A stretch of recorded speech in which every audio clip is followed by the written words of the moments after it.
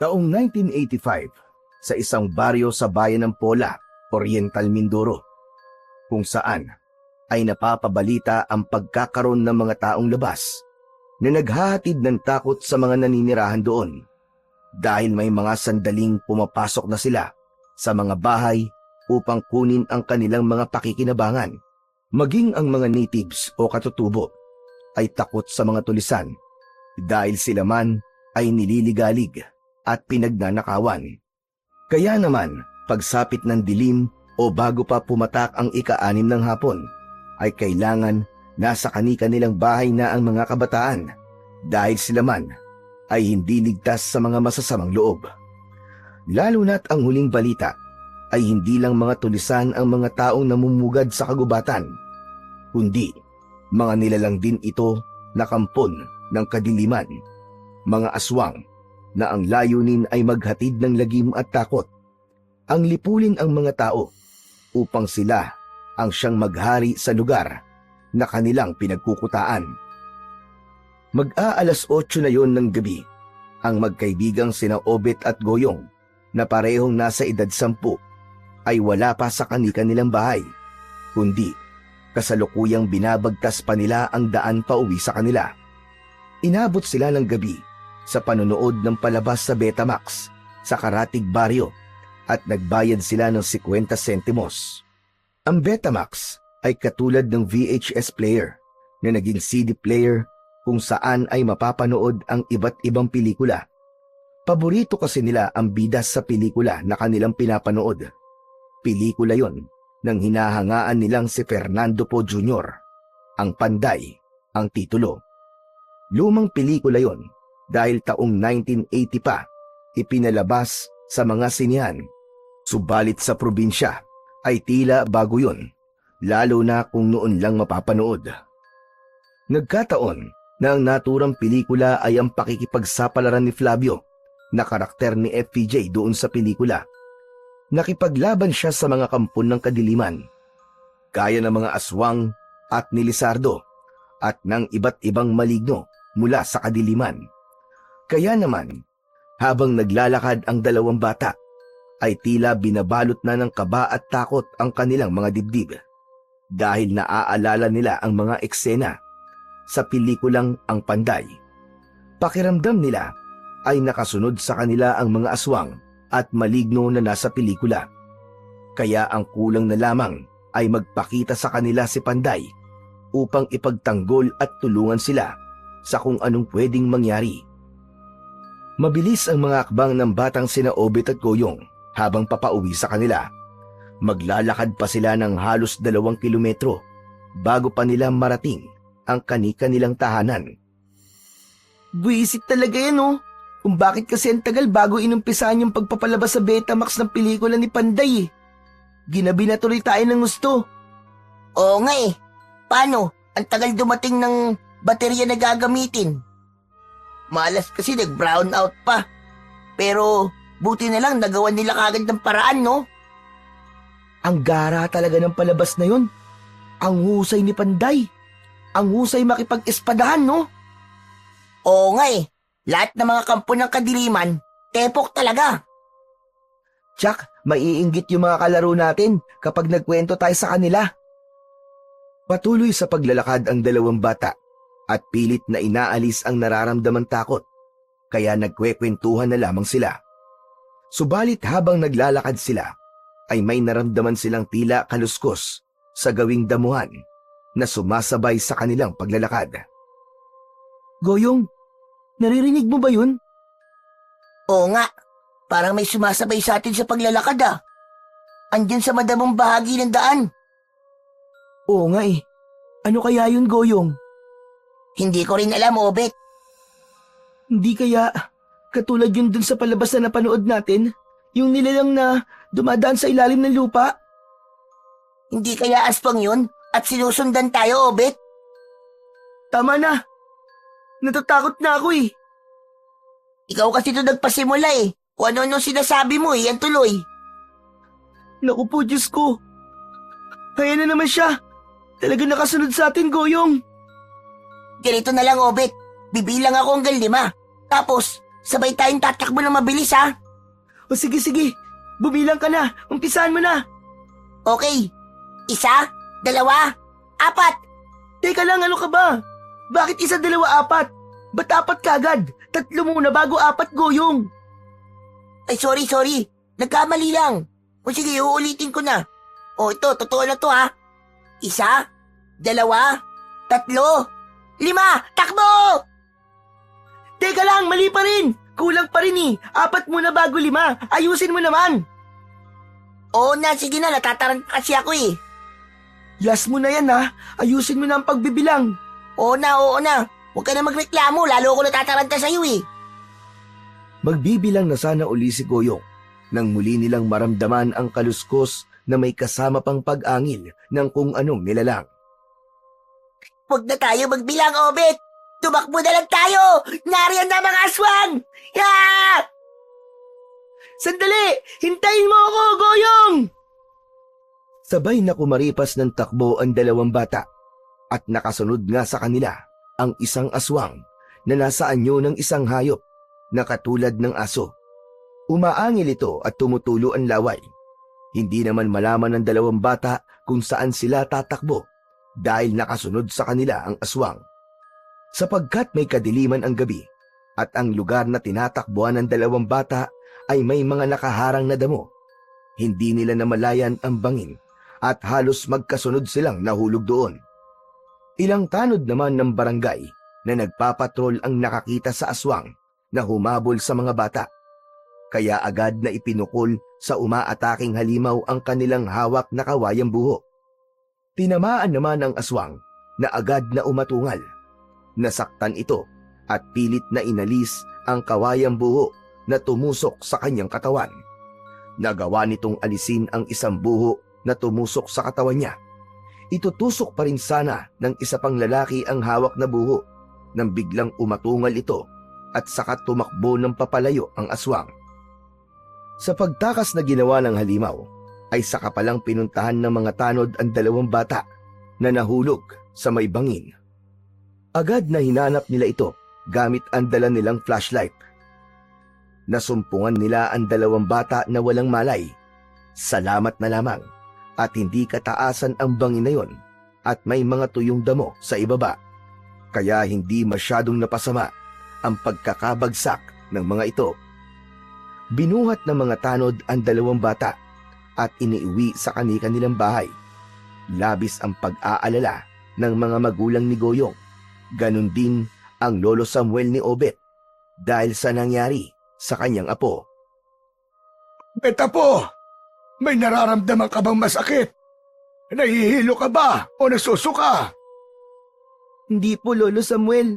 Ayos lang po ako. Apo, hindi mo kailangan magsinungaling.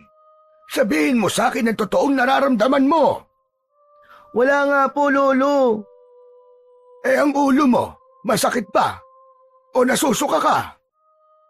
Konting sakit lang po, Lolo, pero hindi naman po ako nasusuka. Siguro po dahil po to sa bukol ko. Sabi ko na nga po sa inyo ayos lang po ako kaya wag po kayong mag-alala Apo, ayoko lang na may masamang mangyari sa'yo. Wala po mangyayaring masama sa akin, Lolo Samuel. Pumalatag naman po kayo.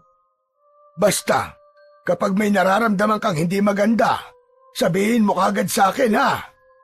Opo, Lolo. Kasalanan po kasi ito ng aswang na yun Sigurado ka bang aswang ang umabol sa inyo ni Goyong? Opo, Lolo. Hindi po ako maaaring magkamali. Sigurado po ako 100% po. Ang mga tulisan sa bundok, maaaring sila ngayon. Dahil ang sabi, mga aswang din sila. Dapat po. Mahuli na po ang mga yun Kasi kawawa po ang mga tao mabibiktima nila. Wala pong kalaban-laban tapos papatayin po nila. Tama ka po. Pero hindi magiging madali. Lalo na't hindi pagkaraniwang nilalang ang mga aswang na yon. Isa pa, wala ring may alam kung saan sa gubat sila nanganganlong. Nakakatakot na po dito sa baryo natin, Lolo Samuel. Kaya nga, huwag niyo nang uulitin ang ginawa niyo ni Goyong. Inabot kayo ng gabi sa panonood ng Betamax sa kabilang baryo. Hindi po dapat kami gagabihin kung naumpisahan sana ng maaga ang pagpapalabas ng pelikula ni FPJ eh. Pero ang mahalaga doon, ligtas kayong dalawa na nakauwi. Kaya alam po, tsak na-atake uli ang aswang na humabol sa amin. Malamang hindi yun titigil hanggang wala po siya nabibiktima. Dahil sa nangyari sa dalawang bata, ay iniwasan na nito ang magpaabot ng gabi na nasa labas pa sila ng bahay. Kung manonood man sila ng Betamax sa kabilang baryo, ay sa araw na lang ng Sabado at tiniyak nilang hindi na sila aabutin ng gabi. Yun din ang bilin ng ibang mga magulang sa kanilang mga anak, sapagkat ang naging karanasan ni na Obit at Goyong ay agad na kumalat sa kanilang lugar. Kaya labis na pinag-iingat ang mga kabataan. Hindi naman maiwasan ni Lolo Samuel ang labis na mabahala at mag-alala, lalo na't tanging sina Obet at Lolo Samuel na lamang ang magkasama. Namatay sa sakit ang anak ni Lolo Samuel na si Luisito, ang ama ni Obet. Ang ina naman ng bata na si Alicia ay basta na lang umalis nang namatay si Luisito, na ayon sa mga sabi-sabi ng kapitbahay ay sumama na sa ibang lalaki. Nagkataon naman na patay na rin daw ito dahil isang lalaking nananakit at maraming bisyo ang sinamahan. Iniwan nito si Obet sa biyanan dahil hindi niya ito kayang bigyan ng maayos na buhay, kaya tanging si Lolo Samuel na lamang ang nag-alaga at nagpalaki kay Obet. Samantala, dahil nga sa naging karanasan ni Goyong at Obet, ay nalimitahan ang mga ito upang dumayo uli sa kabilang baryo at manood ng pelikula sa Betamax. Hindi na madalas gaya ng dati. Nakakalungkot naman, Obet. Paminsan-minsan na lang tayo nakakapanood ng pelikula sa kabilang baryo. Oo nga, Goyong eh. Gusto ko pa namang makapanood ngayon ng pelikula ni FPJ. Kaya lang, siguradong pagagalitan tayo eh. Ay, siya nga pala, Obet. Asan na kaya yung aswang na humabol sa atin? Napatay na kaya yun? Hindi ko rin alam, Goyong. Malamang hindi pa. Kasi may mga napapabalita pa rin na may mga nagiging biktima ng aswang eh. Kawawa naman itong lugar natin kung hindi pa rin matitigil ang nangyayaring lagim dahil sa mga aswang na yon. Nang sabi-sabi pa ng iba ay mga taong labas din daw. Habang nag-uusap ang magkaibigang Obet at Goyong, ay biglang napaaray si Obet. Hinawakan niya ang kanyang ulo. Ah! Aray! Ang sakit! Oo, Obet, bakit? Ano nangyayari sa'yo? Ang ulo ko! Biglang sumakit! Aray! Ah! Ano? Kaya mo pa ba? Masakit pa ba? Hindi. Medyo nawawala na. Acting mo lang yata yan eh. Sakit-sakitan, no? Bakit? Sasali ka ba sa drama club dun sa school? Ang sama naman nito. Totoong sumasakit ang ulo ko. Sandali, Goyong ah. Huwag kang gagalaw. Akin ang kamay mo. Akin na. Oy, ikaw, Obet ha. Nababading ka na sa akin ha. Ba't gusto mong hawakan ng kamay ko? Ang dami mong pang sinasabi. Basta akin ang kamay mo. O ayan na nga. Dahan-dahan lang sa paghawak. Ala, ang kapal ng kalyo ng kamay mo. Uy, ayos ka rin ah. Pinintasan mo pa ang kamay ko ah. Joke lang. Huwag ka maingay. May nararamdaman ako. May nakikita ako. Weh, anong nakikita mo? Samantalang pinipikit mo nga mga mata mo. Nagkakamali ka. May nakikita ako sa isipan ko. Sa balintanaw ko. Habang hawak ko ang kamay mo. Ano nakikita mo, Obet? Merong hindi magandang mangyayari, Goyong. Delikado. At posibleng mapahamak ka. Ano? Ano bang sinasabi mo, Obet? May mamamatay na malapit sa tirahan nyo. Isang matandang babae. Sasalakayin siya ng aswang. Hoy, ano ba sinasabi mo dyan, Obet? Teka, may matandang babae nga kaming kapitbahay, si Aling Maring. Nag-iisa lang yun sa bahay niya. Wag na wag mong pupuntahan kapag narinig niyo ang paghingi niya ng tulong. Aba, bakit naman? Mababaling sa sino mang tutulong sa kanya ang galit ng halimaw at maging ang tutulong ay mamamatay din. Maloko ka rin no? Kung ano-ano sinasabi mo Siguro dahil sa panonood dati ng pelikulang katatakutan Kaya nag-iimbento ka Hanip ang lawak ng imahinasyon mo Hindi, Goyong. Hindi imahinasyon to. Kitang-kita ko talaga. At totoong-totoo. Kaya sabi ko nga sa'yo, huwag kang makikialam. Kahit na sino sa pamilya nyo. Kung hindi, mapapahamak kayo. Bahala ka nga, Obit. Kung ano-ano sinasabi mo. Nananakot ka pa. Goyong, sundin mo na lang ang sinasabi ko sa'yo. Para din ito sa kaligtasan yung lahat. Naghiwalay na ang dalawang bata. Subalit hindi maalis sa isip ni Goyong ang sinabi ng kaibigang si Obet. Hindi rin niya yon ipinaalam sa kanyang mga magulang dahil baka kung anong sabihin ng mga ito. Maghahating gabi na, hindi pa natutulog si Goyong at ang kanyang mga kasama sa bahay.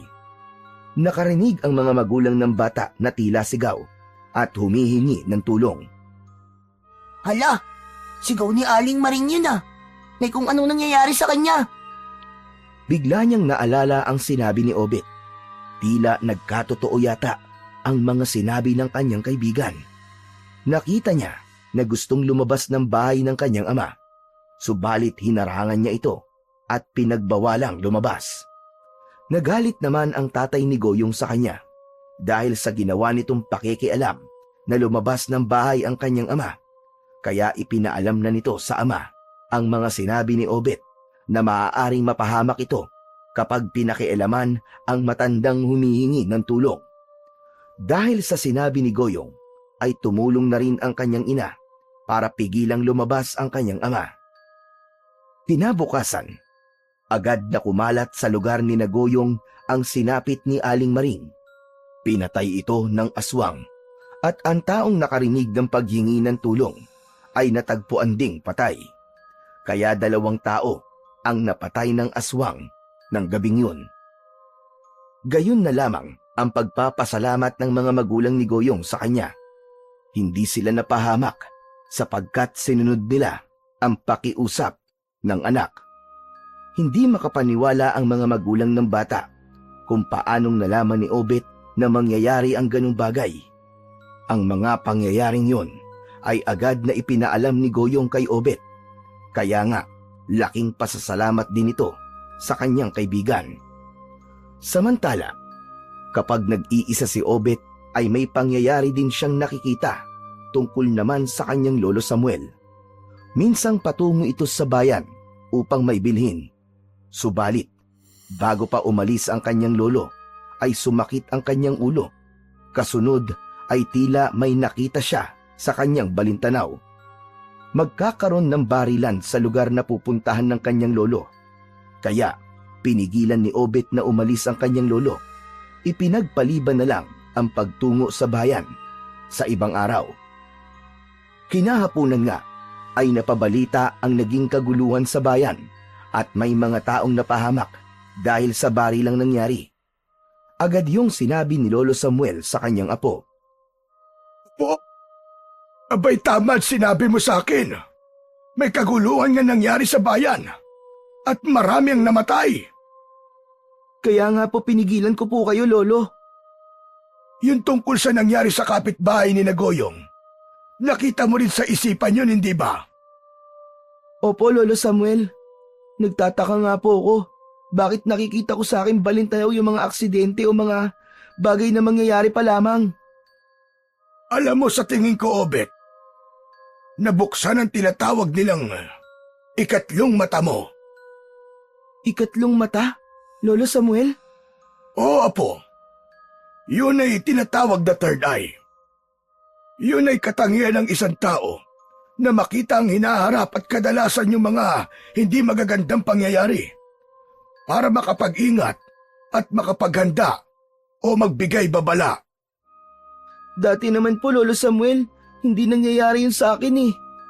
Ang kutob ko, nabuksan nga ang ikatlong mata mo o third eye. Dahil sa aksidenteng nangyari sa iyo, Apo, ang pagkahulog niyo ni Goyong sa bangin. Eh bakit? Hindi naman po nangyayari yun kay Goyong. Wala po siyang nakikitang katulad ng sa akin. Hindi lahat ng tao ay nabibiyayaan ng ganyang katangian na po, kundi pili lamang. Kaya nga mapalad ka na magkaroon ng ikatlong mata o tinatawag din na tatlong mata. Dahil binigyan ka ng pagkakataon na makita ang mga mangyayari. Nakakatakot din po, Lolo Samuel. Kaya lang nga po, hindi lamang mga mangyayari sa hinaharap ang pwede mong makita, kundi maging ang mga maligno at kampon ng kadiliman ay posibleng makita mo rin. Mga nilalang na hindi makikita ng pangkaraniwang tao, subalit makikita mo sila. Habang kausap ni Lolo Samuel ang kanyang apong si Obet, ay nagulat ang matanda nang biglang mapaurong ang bata. Nanlaki naman ang mga mata nito na may halong pagtataka. Bakit apo? Ano ba nangyayari sa iyo? Napapitlag ka at napaurong. Lolo, may nakita po akong ibang tao sa likod nyo. Sa likod ko, may ibang tao. Aba, nasa na siya? Umalis na po siya, Lolo. Sa tingin ko po, kaluluwa siya. Kita mo na. Gaya ng nasabi ko sa iyo, bukas ang iyong ikatlong mata. Kaya dapat ay masanay ka na. Magiging pangkaraniwan na lamang sa iyo na makakita ng mga nilalang mula sa ibang daigdig. Makakaengkwentro mo sila. Makakahalubilo mo. Nakakatakot din po pala magkaroon po ng ikatlong mata, Lolo. Kung may hindi ito mabuting idudulot, may mabuti rin naman. Dahil maiiwasan mo ang isang hindi magandang bagay na mangyayari. At maaari ka ring makapag-ingat. Kung sa bagay po, tama po kayo. Kaya nga, naisip ko na ito na rin marahil ang takdang panahon na po upang magamit mo ang matagal ko ng pinakaiingat-ingatan. Pinaka-iniingat-ingatan po, Lolo? Oo apo, tama ka. Ang natutulog na medalyon. Natutulog na medalyon? Meron po bang ganun, Lolo? Bakit po natutulog? Dahil matagal na panahon na itong hindi nagagamit, kaya tila natutulog na. Nakabaon lamang ito sa ilalim ng lupa upang hindi ito makuha ng kung sino mang maghahangad nito. Meron ding orasyon ang pinagbaunan, kaya ang tanging makakakuha nito ay kung sino lamang ang nagbaon. Dahil dapat din itong orasyonan bago hukayin. Samantala, sa kagubatan kung saan pinaniniwalaan na pinamumugaran ng mga taong labas na sinasabing mga kampundin ng kadiliman, sapagkat may lahi silang aswang, ang grupong ito ay pinamumunuan ng isang babae na tinatawag nila na Suprema. Siya ang kinatatakutan at iginagalang na pinuno ng grupo. Kinakapos na naman tayo ng mga pagkain. Kaya kailangan nating lumakad. Suprema, hindi na tayo maaaring kumilos gaya ng dati. Anong ibig mo sabihin, Eladio? Dahil po sa mga dumaraming biktima ng ating grupo, ay nagsasagawa na ng paghahanda mga residente. At ano naman ang ikinakatakot mo, Eladio? Ayoko lamang po na maubos tayo. Kung kikilos tayo na hindi nakakapaganda at napag-iisipan ang gagawin natin. Kaya nga tayo nandito sa bundok. Dahil dito natin dadalhin ang mga taong mahihikayat natin para sumama sa ating grupo. Sila yung mga nakakaranas ng kaapihan mula sa mga maimpluwensyang tao, sa mga politikong puro ng kabulukan at mga kapitalista na umaalipin sa ating mga kababayan. Sila ang kailangan mahikayat natin para mas lalo tayong lumakas. Dahil ang ibig ng ating samahan ay isang pamahalaang may pagkapantay-pantay. Alam ko naman po yun, Suprema. Kapag naparami na natin ang ating pangkat, kasabay noon ay ang inaasam-asam natin na pagkakapantay-pantay. Dahil sila man ay magiging kauri natin, magiging aswang din sila. At sa pagiging aswang, naroon ang pagkakapantay-pantay na hinahangad natin. Tayo ang masusunod at magpapatakbo ng pamahalaang hangad natin. Yan din naman ang nais kong mangyari, Suprema. Kaya nga, huwag kang mag-isip ng mga bagay na ikasisira at ikahihina ng ating samahan. Hanggat ako ang namumuno, hindi ko hahayaang mauwi sa wala ang lahat ng ating pinaghirapan. Naiintindihan mo ba ako, Eladio? Opo, Suprema. Sige na, sabihin mo sa mga kasama natin na magsipaghanda sila. Dahil ngayong gabi ay kailangan kumilos tayo. Nararapat maragdagan ang imbak nating pagkain. Dapat may negosyante tayo makumbinsi upang magbigay sa atin ng ating mga kailangan. Dahil kung hindi siya susunod sa atin, mas malaki ang mawawala sa kanila. Tama kayo, Suprema. May mga mangyayaring hindi maganda sa kanilang mga negosyo. Tama ka, Eladio. Kaya mas gugustuhin nilang magbigay na lang ng porsyento ng parte natin. Kesa mas malaki pa ang malugi sa kanila. Ngayon din, kakausapin ko ang ating mga kasama para sa ating pinaplano.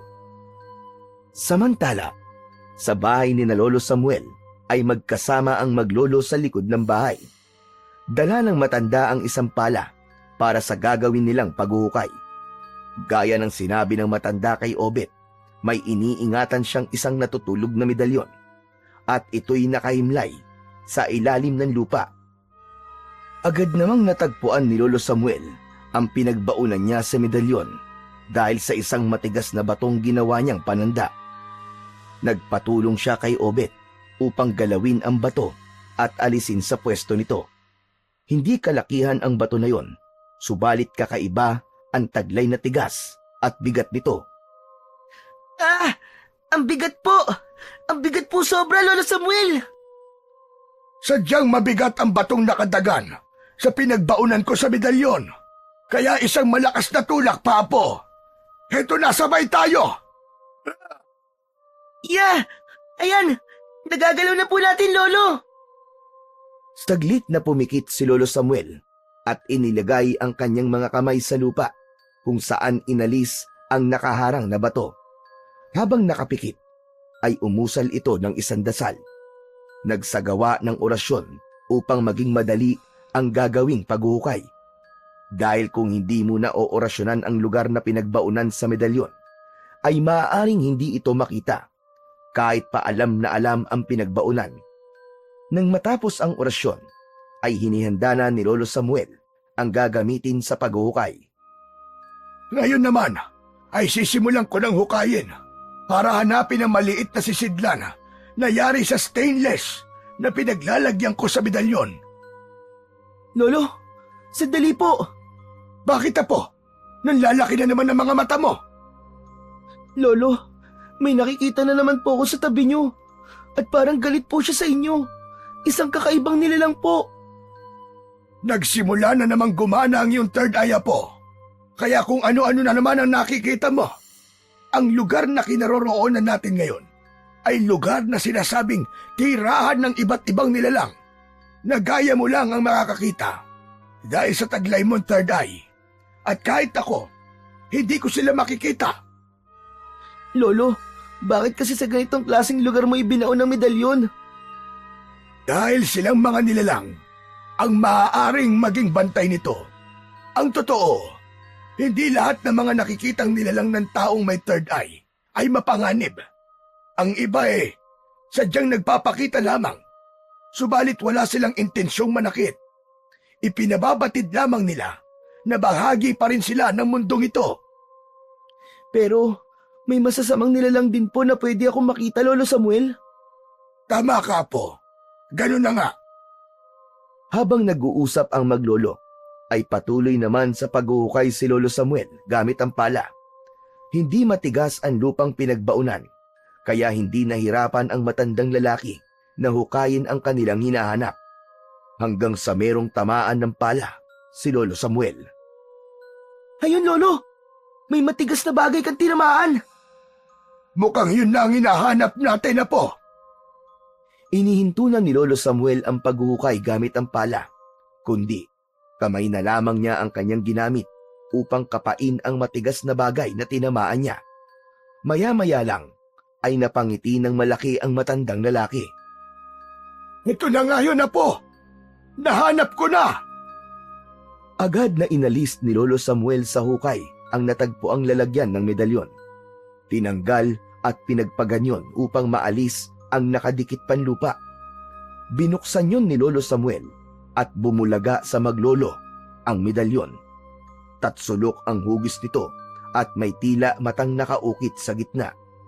Ang nakaukit na mata ay may kumikislap na batong nakabaon na berde ang kulay.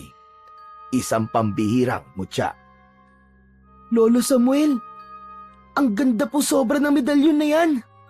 Bigay po ba sa inyo yan ng inyong tatay? Ang totoo, Apo, hindi sa akin ang medalyon na ito. At lalong hindi ko rin ito minana. Kanino po ba yan? Iniwan ito sa akin ng yung Lola Isidra. Siya ang tunay na nagmamay-ari nito.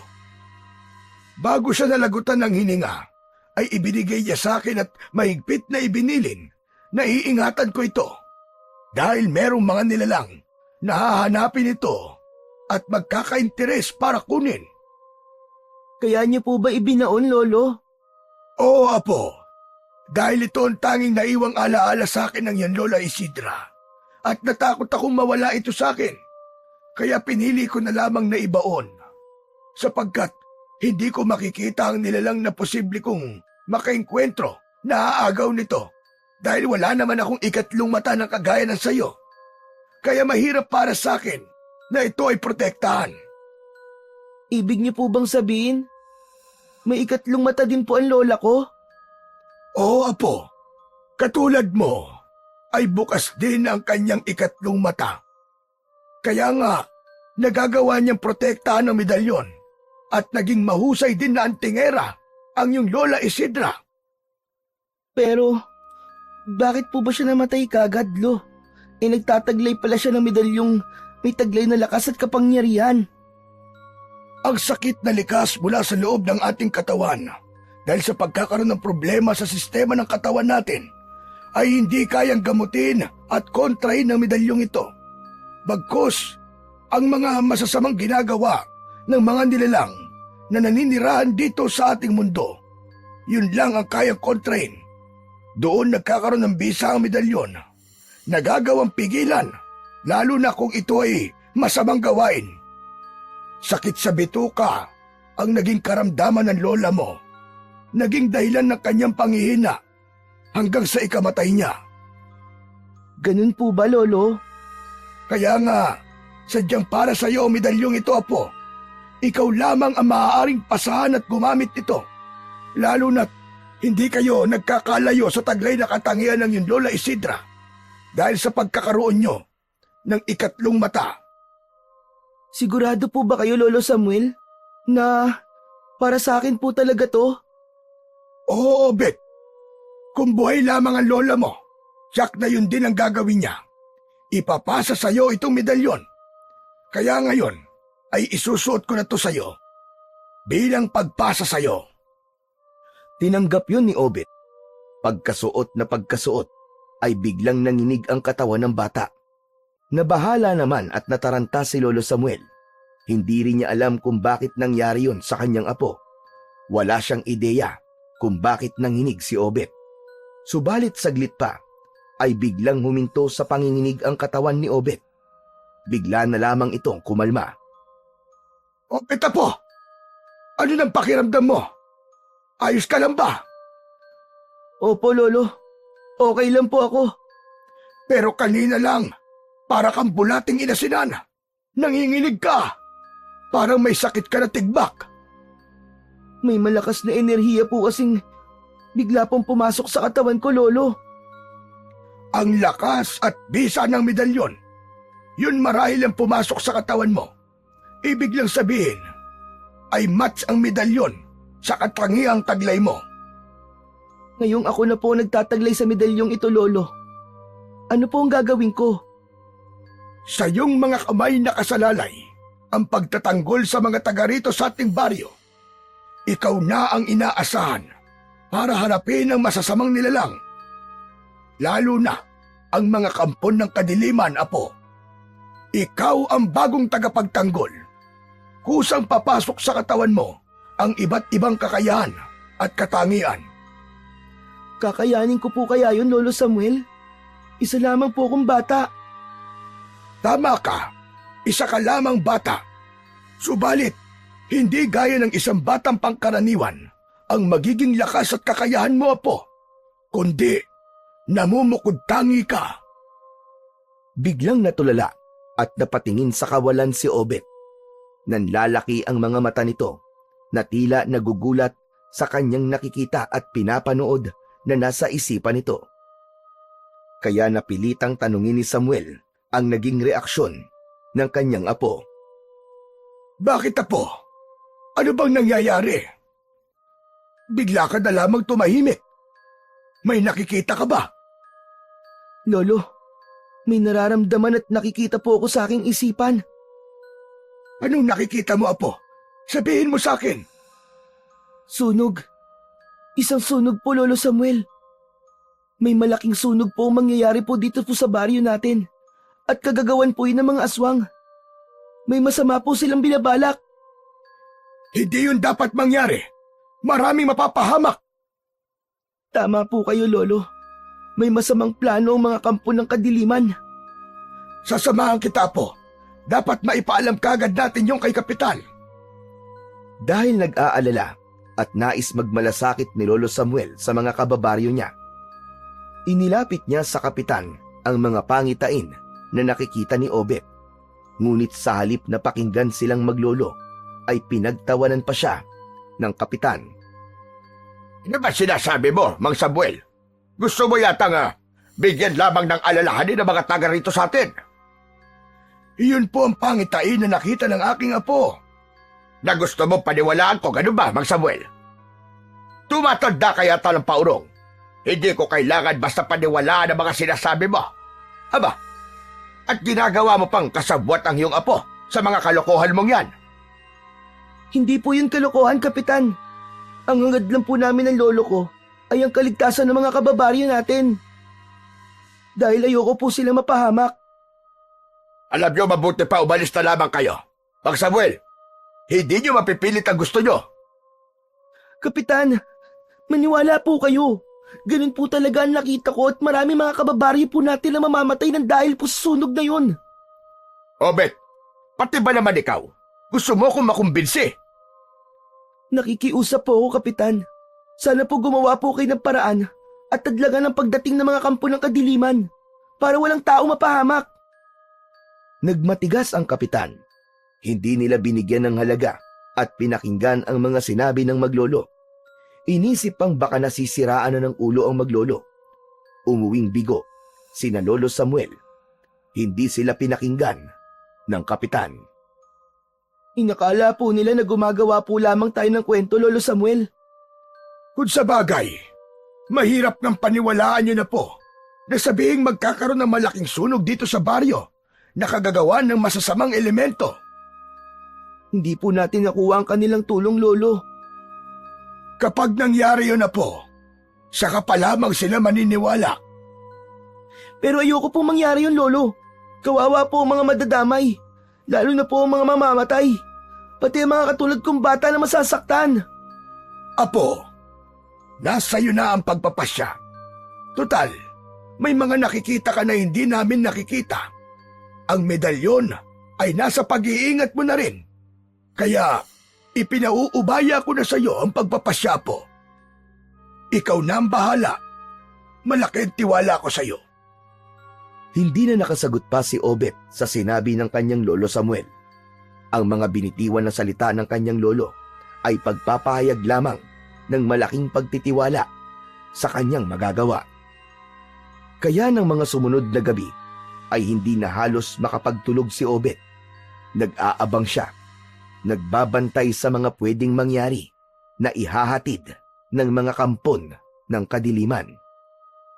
Hindi ako dapat matakot. kakayanin kong harapin ng mga aswang na manggugulo dito sa baryo namin. Lalo na kung magdadala sila ng trahedya at takot sa mga tao. Hindi ko yun dapat payagan. Nang mga sumunod na araw sa kagubatan, maliwanag ang binibigay ng sinag ng buwan. Ang mga aswang na pinamumunuan ni Suprema ay nakahanda na sa gagawing pagsalakay sa baryo Batulao. Isang malaking pag-atake ang kanilang planong gawin dahil ang nais nila'y lisanin ng mga naninirahan sa baryo ang kani-kanilang mga tirahan upang mula sa kagubatan ay makalipat sila sa baryo at doon nila palaganapin ang kanilang pangkat. Doon nila palalakasin at padadamihin ang kanilang lahi. Nagsimula ng bumaba ng kagubatan ang iba't ibang mga aswang na mula sa kabundukan. Sila ang mga taong labas na piniling mamundok para sa kanilang ipinaglalaban.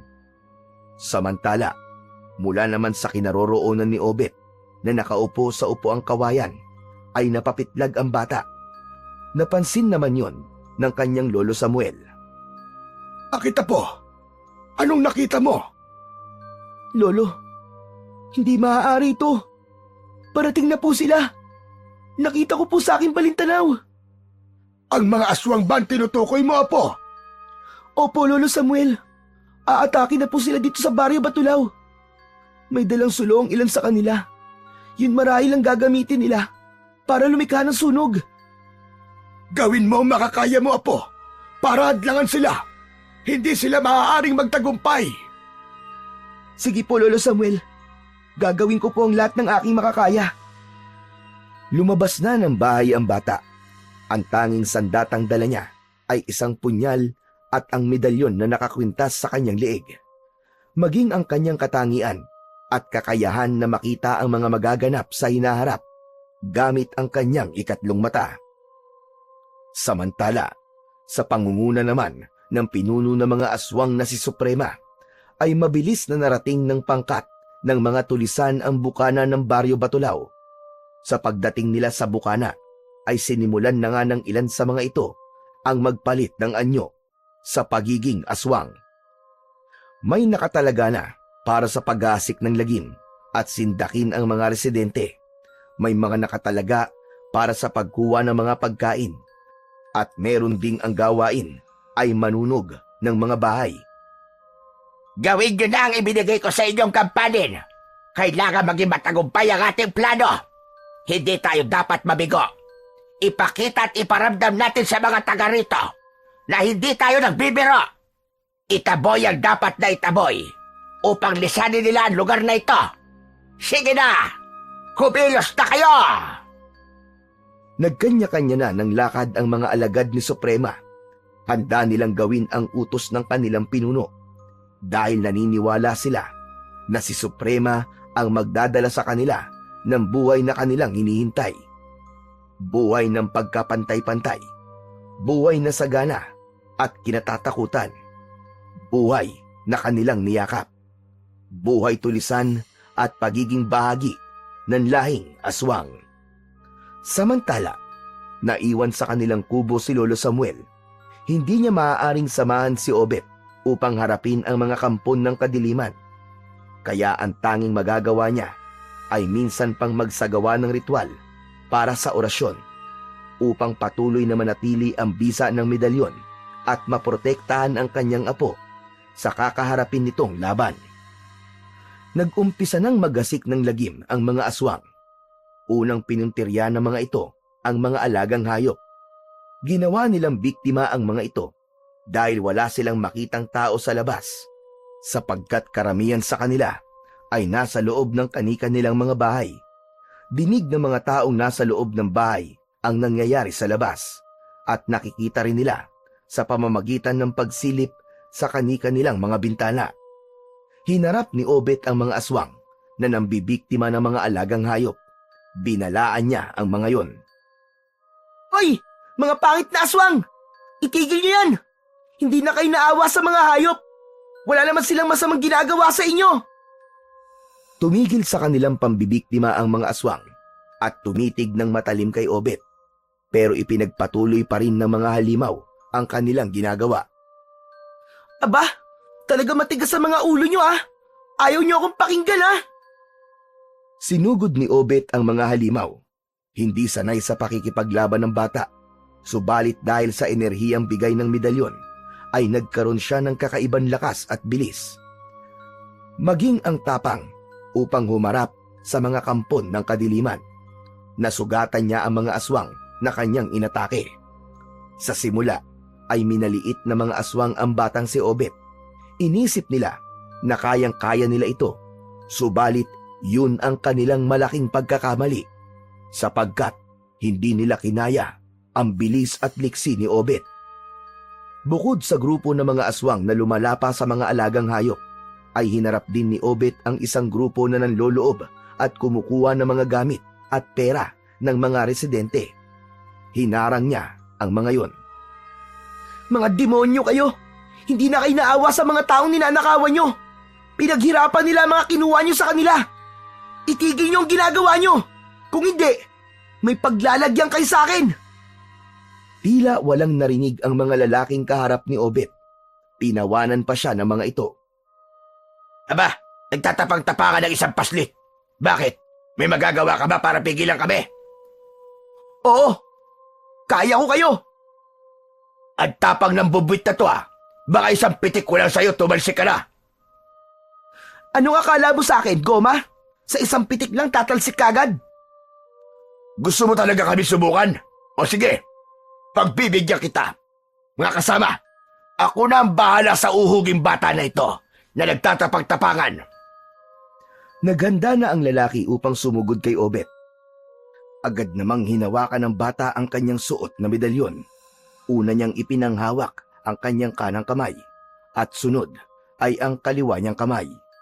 Mula sa medalyon ay may enerhiyang inilabasyon na pumasok sa mga kamao ni Obet. Ano bata? Handa ka na bang tumalsik na parang goma? Oo! Kanina pa! Unang sumugod at agad na inupakan ng lalaki si Obet. Subalit mabilis siyang naiwasan ng bata. Aba! Mabilis kang uhuging bata ka! Pinasisiklaban mo ba ako? O ano? Kaya mo pa ba? Talagang hinahamon mo kung mayabang kang bata ka, ha? Sige, humanda ka. At baka kapag nakatulog ka sa suntok ko, ay bukas ka na magising. Kung mamalasin, baka hindi ka na magising pa. Ang dami mong satsat! Ano? Naiinip na ako sa sapak mo! Naiinip pala? Heto!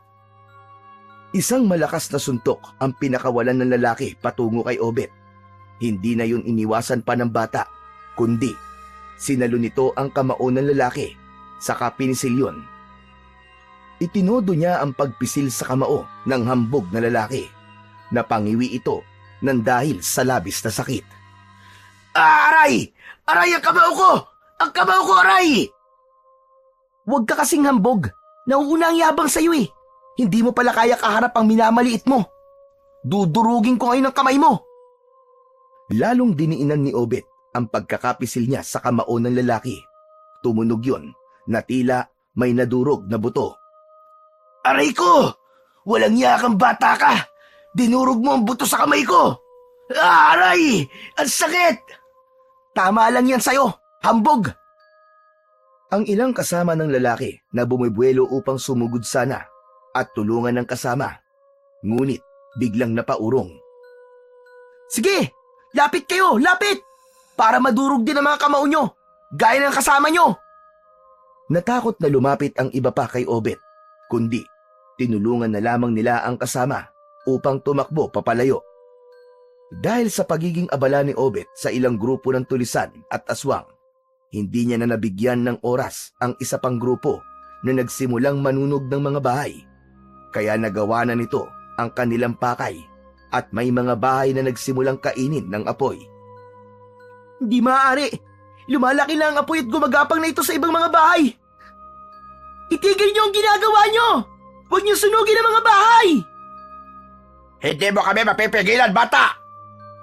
Hindi mo kami mapipigilan, bata! Aba, talagang ayaw niyo paawat ah! Humanda kayo sa akin ngayon! Agad na sinunggaban ni Obet ang mga lalaking may hawak na sulo at inagaw ang mga sulo sa kahinataw sa mga ito. Ang titigas talaga ng mga mukha nyo! Ibig pa sanang maglaban ng mga ito, subalit naunahan sila ni Obet. Sunod-sunod na suntok ang pinakawalan nito. Bagsak sa lupa ang ilang lalaki. Gaganti pa sana ang iba, subalit agad na sumugod ang bata. Dahil ramdam nilang hindi nila kakayanin si Obet, kaya tumakbo na lang ang mga ito papalayo. Wala na ang mga lalaking nanunog ng bahay, subalit ang malaking problema ni Obet ay kung paano maaapula ang sunog na patuloy sa paglaki. Nagsipaglabasan na rin ang mga nakatira sa bahay na nasusunog, maging sa mga bahay na hindi pa inaabot ng apoy. Lahat sila ay kani-kanilang kuha ng tubig upang apulahin ang paglaki ng sunog. Alam ni Obet na may taglay siyang lakas at kapangyarihan para labanan ang mga kampon ng kadiliman, subalit hindi sakop ng bisa mula sa medalyon ang pag-apula sa sunog. Dahil tanging tubig lamang ang maaaring magpahinto sa nangyayaring sunog. Bayanihan ang ginawa ng mga residente. Mula sa ilog na malapit lang sa nangyayaring sunog, ay agad nagtulong-tulong ang mga tao upang kumuha ng tubig. Kasamang tumutulong roon si Obet sa pagsalok ng tubig upang pagsikapan nilang apulahin ang apoy. Mga babae, lalaki at mga bata ay sama-samang kumikilos para mapatigil ang pananalasa ng apoy. Dahil sa pagtutulungan at bayanihang ginawa ng mga residente, ay naapula ang apoy. Yun nga lang, merong mga bahay na nasunog at ari-ari ang natupok. Ang mga pangyayaring yun ay nakarating sa kaalaman ng kapitan ng baryo. Agad nitong naalala ang mga sinabi at pakiusap ni Lolo Samuel at Obet na kailangang maghanda sila dahil sa malaking sunog na posibleng mangyari sa kanilang baryo. Subalit ipinagkibit balikat lang yon ng kapitan. Inisip kasi niya na isang kalokohan at gumagawa lang ng kwento ang maglolo. Subalit ngayon nga ay napatunayan niyang tama ang mga sinabi ni Lolo Samuel at Obet. Kaya kinabukasan ay agad na humingi ng tulong si kapitan sa mga opisyales ng pamahalaan sa kanilang bayan upang matulungan ang mga biktima ng sunog. Ipinatawag rin ng kapitan sina Lolo Samuel at Obet upang kausapin. Humingi ito ng tawad. Humihingi ako ng paumanhin sa inyo, Mang Samuel. Siguro naman po, Kapitan. Naisip nyo na hindi kalokohan ang mga sinasabi namin. Oo, Mang Samuel. May mga kalalakihan palang nagpunta dito sa baryo at sila may kagagawan ng kawalang-yahang yun. Opo, Kapitan. May masama po silang plano sa baryo at gagawin po nila ang lahat para sirain ang lugar na to, para wasakin at iwan ng mga tao tong lugar. Bakit ba marami kang nalalaman, Obet? Nahihiwagaan na ako sa iyo, Kapitan, sabi nga ng apo ko sa inyo, nakikita ng apo ko ang mangyayari sa hinaharap. Lalo na yung mga sakunang pwedeng ikapahamak ng mga taga rito sa ating baryo. Mangyaring, hindi kagad kasi ako naniniwala sa mga sinasabing third eye na yan. Ngayon, Kapitan, panahon na para maniwala kayo dahil pinatutunayan nyo ng aking apong si Obet. Pero hindi po namin kayo pipilitin, Kapitan. Kaya lang, handa pa rin akong sabihin sa inyo kung ano po ang nakikita ko para maiwasan at mapigilan po masamang pwede mangyari. Samantala, silipin natin ang kuta ng mga tulisan na nagatid ng gulo at takot sa mga taga-baryo Batulao. Nagngingit-ngit sa galit ang kanilang suprema. Mga inutil! Mga hangal! Mga walang silbi! Hindi nyo nagawa lang maayos sa mga sinabi ko! Pumalpak kayo! Suprema, ginawa naman ng mga alagad natin ang kanilang gawain. Pero kulang pa. Hindi ako kontento sa kanilang ginawa. Bumalik ang iba na takot. Dahil may pumigil sa kanila. Merong nakialama. Yun na nga ang sabi nila, Suprema. Isang paslit daw. Isang bata na may kakaibang kapangyarihang taglay ang nakialam sa kanila. Nakita mo na. Isang paslit. isang batang sipunin ang kinatatakutan nila. Nagpadala sa pananakot ng isang bata. Mga inutil, baka walang silbi. Suprema, ang sabi nga nila ay hindi siya pangkaraniwan. May lakas at kapangyarihan sa taglay, Suprema. Sino ba ang batang yon? Bakit may kapangyarihan siya? Naiintriga ako sa kanya. Kung hahayaan natin ang batang yun, Suprema, siya maaari sumira ng ating mga plano. Dahil tsak, magiging malaki siyang hadlang sa atin. Hindi maaari yon. Hindi ako papayag na mahadlangan ng kahit na sino ang aking plano. Lalo na kung isang paslit na sipunin lamang. Kailangan makita at makilala ko ang batang yon. Hindi matanggap ng Suprema ang balitang yon na nasira ang kanilang mga plano dahil lamang sa isang bata.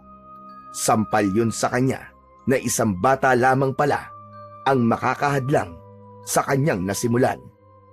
Samantala, sa pag-iisa ni Obet ay muli siyang may nakita sa kanyang balintanaw gamit ang kanyang ikatlong mata. Isang babae. Isang babae pala ang pinuno ng mga aswang na yon. Isang matandang babae. Yung bang nakita mo, Apo? Opo, Lolo Samuel. Siya ang may kagagawa ng kaguluhan. Napakatapang naman ng matandang babaeng yon. Siya ang kailangan kong makaharap, Lolo Samuel. Dahil siya ang nag-uutos para magasik ng takot at kaguluhan dito sa baryo. Ano pang nakikita mo, Apo? Naghahanda uli sila sa isa pang pagsalakay. Hindi talaga sila magpapaawat, Lolo. Hindi sila titigil. Kaya dapat maging handa ulit tayo, Apo. Mainam na nakikita mo ang kanilang mga binabalak para alam mo kung ano ang dapat nating maging plano upang pigilan sila. May nakikita po ako, Lolo Samuel. Kaya lang malabo po. At parang naguguluhan po ako. Ano yon, Samuel? Ano yon? Magkakaharap po kami ng babaeng leader ng mga aswang. Ano ka mo? Magkakainkwentro kayo? Hindi po malinaw. Pero nakikita ko lang, darating ang pagkakataon na magkakaharap po kaming dalawa. Kaya bago pa mangyari yon, dapat maunahan mo siya. Dahil mapanganib ang mga kagaya niya, Apo. Traidor ang mga nilalang ng kampon ng kadiliman. Alam ko po yun, Lolo Samuel. Sa kaisipin mo, Apo, hindi dapat pinapairal ang puso sa pagharap sa mga masasamang nilalang. Minsan, kukunin nila ang iyong loob. Magpapaawa sila, lalo kung nasa peligro ang kanilang buhay. Pero patibong lang nila yon, dahil na oras na madaig ng awa ang puso mo. Sasamantalayin nila yon para unahan ka. Salamat po, Lolo, sa paalala niyo po sa akin. Mapanlin lang ang mga masasamang nilalang, Apo. Kaya wag na wag kang magpapaloko sa kanila. Samantala, ang naging pakikipaglaban ni Obet ay naging usap-usapan dahil bagamat gabi nang nangyari ang pakikipaglaban niya sa mga masasamang nilalang, ay marami pa rin ang nakakita noon. Kaya nang magkaharap ang magkaibigang Obet at Goyong, ay tuwang-tuwa si Obet sa kanyang kaibigan. Wow! Wow naman! Hanip talaga ang kaibigan ko. Iba ka! Idol na kita, Lodi! Wala yun, Goyong. Exercise ko nga lang yung ginawa ko eh. Ayos! Exercise pa lang yun, ha? Paano kung talagang panglaban na ang ginawa mo? Eh di, kawawa talaga sila.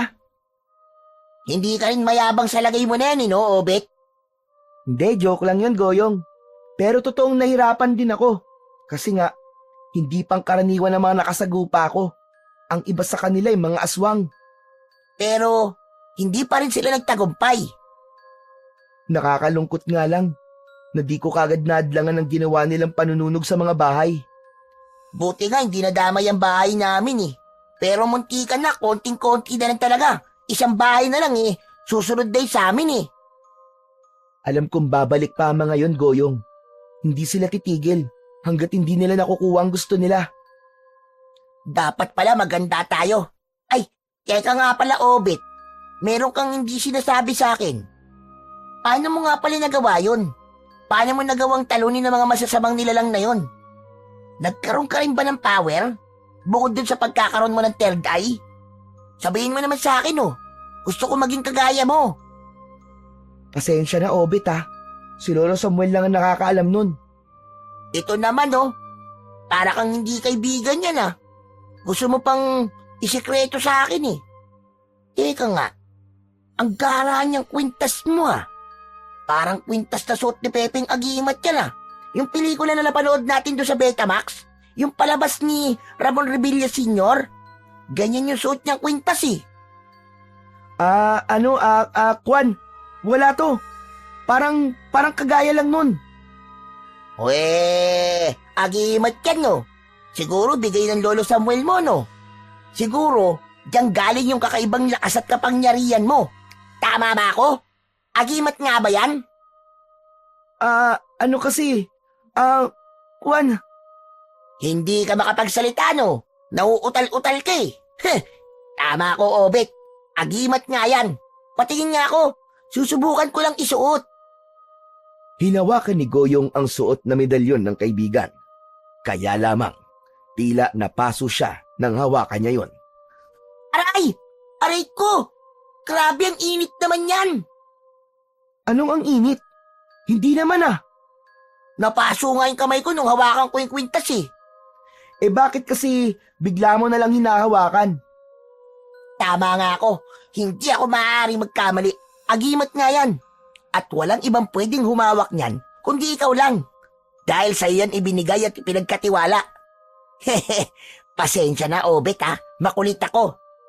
Baka kumapano pa ako sa pakikialam ko sa agimat mo eh. Okay lang yun, Goyong. Pero tama ako, di ba? Diyan galing ang lakas mo. Yan ang nagbibigay sa iyo ng tapang sa pakikipaglaban sa kampo ng kadiliman. Dahil alam ni Obet na hindi siya titigilan ng kanyang makulit na kaibigan, kaya sinabi na lang niya ang totoo dito. Pero meron siyang ibinilin kay Goyong. Sabi ko na nga ba eh. Tama ako eh. Pero Goyong, atin-atin lang yun ah. Dapat walang ibang makakaalam. Saka kaibigan naman kita at pinagkakatiwalaan. Kaya alam kong di mo yun sasabihin sa kahit na kanino. Oo naman, siyempre. Magkaibigan tayo. Kaya maaasahan mo ko at mapagkakatiwalaan. Salamat, Goyong ah. Ipinagmamalaki kita, Obet, dahil nagkaroon ako ng kaibigang kagaya mo. Isang kaibigan na tagapagtanggol ng Baryo Batulaw. Mabuhay si Obet! Mabuhay! Mabuhay ang batang tagapagtanggol! Hoy, ano ba ginagawa mo, Goyong? Kala ko ba hindi mo sasabihin kahit kanino, pinagsisigawan mo pa. Ipinagbubunyi ko lang yung pagiging superhero mo. Ano ka ba? Sabi ko nga sa'yo, atin-atin lang, di ba? Tapos sigaw ka pa ng sigaw, ang ingay-ingay mo. Ay, oo nga pala. Patsensya ka na, sorry. Oo na, sige na. Tara na nga. Saan tayo pupunta? May ililigtas ka ba? Gagawin mo akong sidekick? Hindi no, kundi kukuha tayo ng duwat tapos maglalaro. Ikaw talaga kung ano-anong iniisip mo. Bagamat may malaki ng pagbabago sa buhay ni Obet at nagkaroon na siya ng responsibilidad sa pagtataglay ng medalyon, ay nanatili pa rin ang kanyang pagiging bata. Hindi dapat mawala yon sa kanya, ang makapaglaro kasama ang kanyang matalik na kaibigan. Samantala, sa kabundukan ay may pinaplano si Suprema. Kausap niya ang kanyang tauhang pinagkakatiwalaan na si Eladio. Hindi ko alam kung magiging madali ang ibig mong mangyari, Suprema. Hindi mo pa sinusubukan. Mukhang kumokontrol ka na. Hindi naman sa ganon. Sundin mo na lang muna ang ipinag-uutos ko sa'yo. Ayokong marami kang reklamo. Dahil nga sa mga nangyari, Suprema, kaya naisip ko na baka hindi matupad ang ibig yung mangyari. Sumunod ka na muna! Ang dami mong dahilan. Gusto mo pa yatang magalit ako sa'yo. Kaya na nga, nagagalit na nga kayo. Dahil ang dami mong alibay, gawin mo na lang muna ang utos ko. Nagkakaintindihan ba tayo, Eladio? Opo, Suprema. Ganun naman pala eh. Sige na, kumilos ka na. Walang nagawa si Eladio kundi ang sumunod sa kanyang suprema. Alam niya kung anong pwedeng gawing parusa ng kanilang suprema kapag hindi siya tumalima. Kinabukasan, mula sa kabundukan ay bumaba si Eladio upang sundin ang utos sa kanya ng suprema. Sa Baryo Batulao ang kanyang pinuntahan. Doon niya hahanapin ang kanyang sadya, ang ipinahahanap ng kanilang pinuno. Sa lugar na ito sinasabi ng aming mga kampon na ninirahan ang ipinapahanap ni Suprema na hahadlang sa aming plano at isa lamang siyang paslit. Magtatanong-tanong ako. Ayun, may batang nangunguha ng mga tuyong sanga ng kahoy. Lalapit ako sa kanya para magtanong. Iho, sandali lang. Ako po bang kinakausap niyo, Manong? Oo. Wala namang ibang bata dito, di ba? May itatanong lang kasi ako sa iyo, Iho. Hindi naman po kasi Iho ang pangalan ko, Manong. Goyong po. Ganun ba? Goyong po. May ilang tanong lang ako. Hindi Goyong po. Goyong lang. Gumagalang lang po ako sa inyo, kaya may po. Ay, sorry. Akala ko kasi Goyong po ang pangalan mo at po ang apelido mo. Joke po ba yun? Para tatawa po ako? Ay, hindi. Hindi yung joke. Okay po. Akala ko po nagjo-joke kayo eh. Ano po bang kailangan nyo, Manong? Gusto ko lang itanong kung may kilala kang batang lalaki na mahusay sa pakikipaglaban.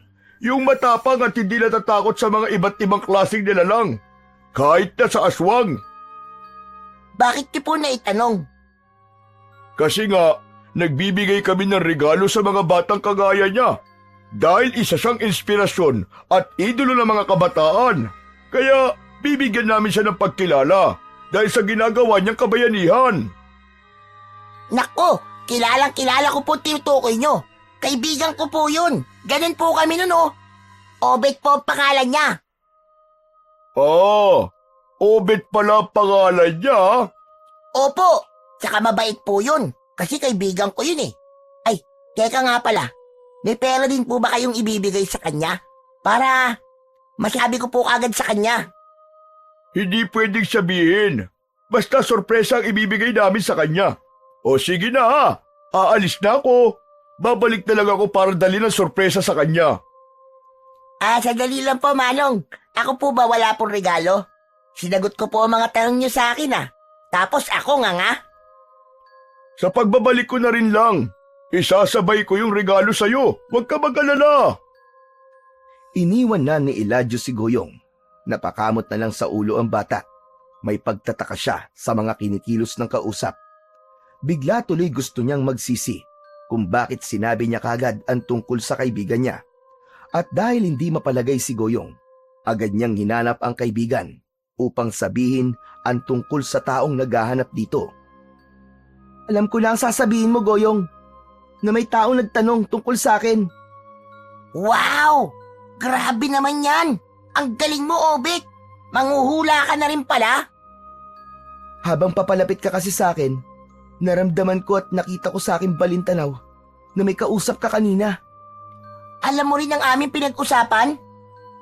Hindi. Ganito yon. Sabi kasi nung lalaking kausap ko, dahil sa ginawa mong kabayanihan, ay nais niyang bigyan ka ng gantimpala. Talaga? Pero parang bigla ako nagduda sa kanya, Obet Hindi rin maganda ang nararamdaman ko, Goyong. Ano bang nararamdaman mo, Obet? May masama siyang pinaplano. Kalaban ng taong yon. Baka nga kasamahan pa niya yung mga nakainkwentro kong mga kampo ng kadiliman Paano yan? Dapat pala, mag-iingat ka. Habang nag-uusap ang magkaibigan, nagulat na lamang sila nang mula sa kanilang likuran ay lumitaw si Eladio. Sabi ko na nga ba, hindi ako mahihirapang hanapin ka, Obet. Ikaw? Sinundan mo ko? Oo, dahil alam kong ikaw lamang ang makapagtuturo sa akin kung nasa na kaibigan mo. Anong kailangan mo sa akin? At sino ka ba? Hindi na importante yun, Obet. Ang mahalaga ngayon ay dapat ka sumama sa akin. Hibang ka ba? Ba't ako sasama sa'yo? Oo nga, naiibang ka ba? Ba't may sasama ang kaibigan ko? At saan mo siya dadalhin? Malalaman mo din mamaya. Hindi ako sasama sa'yo. Oo nga, hindi siya sasama sa'yo. Kaibigan ko siya. Alam ko may masama kang binabalak. Oo nga, alam ni Obet na may masama kang binabalak. Sasama ka kung ayaw mo may di magandang mangyari sa'yo. Huwag mo akong takutin dahil hindi ako natatakot sa'yo. Oo nga, huwag mong takutin ang kaibigan ko. Hindi siya natatakot sa'yo. Niloloko mo ba ako? Batang butete? Ako ba ang sinasabihan mo, butete, ha? Oo, dahil malaki ang tiyan mo. Para kang butete. Masama pala ang tubo ng dila ng bunganga nito, Obet eh. Mapanakit ng damdamin. Kailangan may sama kita, Obet, sa ayaw at sa gusto mo. Hindi ako sasama sa'yo. Hinawakan ni Eladio sa braso si Obet. Nakialam naman si Goyong. Tinabig nito ang bata at tinamaan sa muka, kung kaya natumba ito. Ang sama mo! Sinaktan mo ang kaibigan ko! Pasaway kasi siya. Pakiilamero. Pero hindi mo siya dapat sinaktan! Biglang hinawakan ni Obet ang kamay ni Eladio. Pinisil yun na tila ibig durugin. Napangiwi at napasigaw ito nang dahil sa sobrang sakit. Ah! Iko! Bitiwan mo ang kamay ko! Mababali! Sige, Obet, durugin mo ang kamay niyan. Salbahe yan eh. Mapalakit ng bata. Ano ba talagang kailangan mo sa akin, ha? Bakit gusto mo akong isama? Magsalita ka! Magsalita ka! Aray! Ang kamay ko! Bitiwan mo muna ang kamay ko! Saka ko sasabihin sa'yo! Aray! Ang sakit! Binitiwan ni Obet ang kamay ni Eladio. Subalit nang bitiwan yun ng bata, ay biglang tumakbo yun upang tumakas. Nagmamadaling lumayo. Hahabulin sana ni Goyong, pero pinigilan siya ni Obet. Duwag! Bumalik ka rito! Duwag! Hayaan mo na siya, Goyong. Ang yabang-yabang. Duwag naman pala. Hatawa, ang galing mo, Obet. Ang liit-liit ng kamay mo pero nung hawakan mo yung lalaki, napangiwi siya ng dahil sa sakit, dahil sa pagpisil mo. Ang lakas ng kamay mo. Halos madurog ang buto niya sa kamay.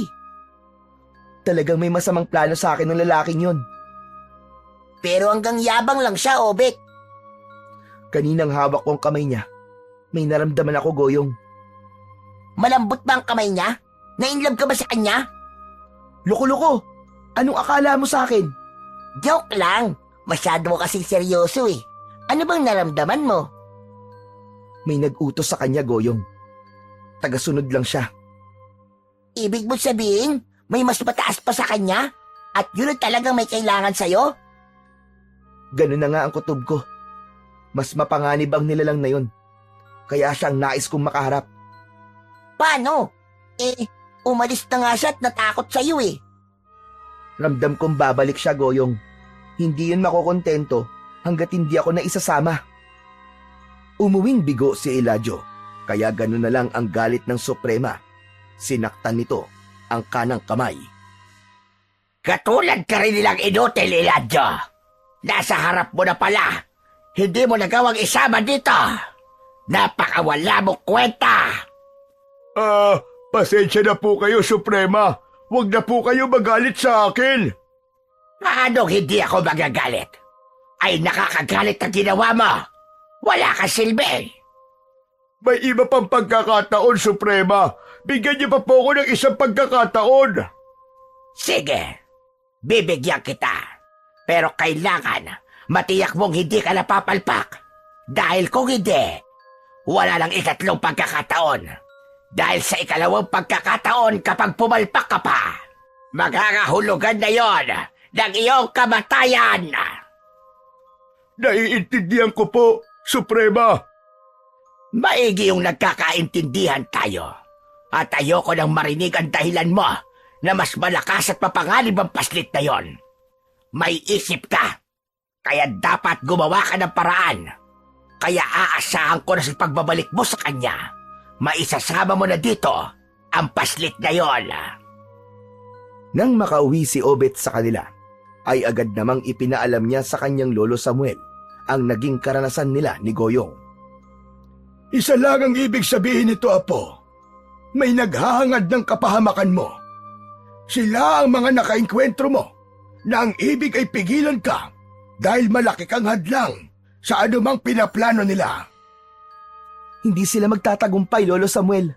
Hindi ko papayagan na magasik sila ng lagim sa ating baryo. Tama yun, Apo. May ipinakita po sa akin ng ikatlong mata ko, Lolo, na tungkol po sa isang nilalang na sa palagay ko ay ang pinakapinuno nila. May iba pa silang binabalak. Hindi po sila titigil. Pero ang plano niya ngayon ay ako ang una nilang nais pigilan. Kaya may masama po silang binabalak sa akin. Pero bago nila magawa yon, dapat ko na silang maunahan. Anong binabalak mo, Apo? Gusto ko pong magkaharap kami. Ako na ang gagawa ng paraan para magkita kami ng lider ng mga aswang. Apo, sigurado ka ba sa gagawin mong yan?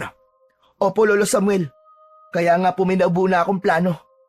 Yun po ang ibig kong ipaalam sa inyo. Habang naghahapunan, ay ipinaalam ni Obet sa kanyang lolo Samuel ang kanyang plano. Dahil pinagkakatiwalaan ng matanda ang kakayahan ng apo, kaya pumayag ito at nangako ang matanda na susuportahan niya anuman ang balak nito. Sapagkat ramdam ni Obet na babalikan siya ng lalaking nakaharap niya, pinili ni Obet na gumala sa lugar kung saan sila nagkita ni Elijah. Paraan niya yon upang agad siyang matagpuan ito. Hindi nga siya nagkamali. Paglipas lang ng ilang araw, ay nagpakita ito. Sabi ko na nga ba at babalik ka. Inaasahan mo na pala ako kung ganon. Naisip ko lang. At kung may masama kang gagawin sa akin, huwag kang magkakamali dahil tuluyan ko ng dudurugin ang kamao mo. Huwag ka mag-alala. Wala ko masamang gagawin. Ang gusto ko lang ay ang makipagkaibigan sa'yo, Obet. Bigla yata nagbago ang ihip ng hangin. Ngayon, gusto mo na ako maging kaibigan. Batid ni Obet na paraan yun ng taong kaharap upang kunin ang kanyang loob. Nakita ko kasi na mahirap ka maging kaaway eh. At sa tingin ko, mas mainam ka maging kaibigan. Nasaan nga pala ang kaibigan mong Butete? Si Goyong, may ginagawa siya. Kaya hindi siya nakarating dito. Dito kasi kami madalas maglaro. Buti naman. Pwede na ba tayo maging magkaibigan, Obet? Oo naman. Elijah nga pala ang pangalan ko. At dahil magkaibigan na tayo, siguro naman ay magtitiwala ka sa akin kung isasama kita sa amin, hindi ba? Para makilala mo ang iba kong mga kasama. Nais ka rin maging kaibigan eh. Hindi na nagdahilan pa si Obet. Agad siyang pumayag sa alok ni Elijah. Ang totoo kasi ay plano niya na yon. Sasama talaga siya kay Elijah kapag niyaya siya nito. Kasama yon sa mga plano na sinabi niya kay Lolo Samuel.